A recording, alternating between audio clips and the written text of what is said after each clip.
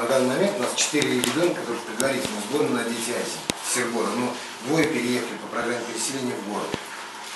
Вот они как бы сейчас перегородские. Ну вот, и сейчас готовили 3 человека на федеральный округ по спортивному самбо и одного по боевому. Вот, наконец-то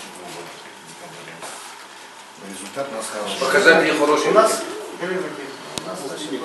благодаря, конечно, Дмитрию Владимировичу, он занимается с детьми, а Лешка Анатолий Петрович боксом занимается. Вы много специалистов, которые тренируют? Нет, немного. Нет, да. шахматами занимаются, вот единоборствами занимаются, боксом занимаются, все практически. Ну, какие-то республиканцы, Ну, да, хоккей, да, хоккей, как бы нет, а вот чтобы вот не говорить, хотя у нас есть молодежь, которая вот заканчивает уже институты, вот я лично, вот мои выпускники со школы, их человек 5. А сколько в школе работаете? Я 10 лет.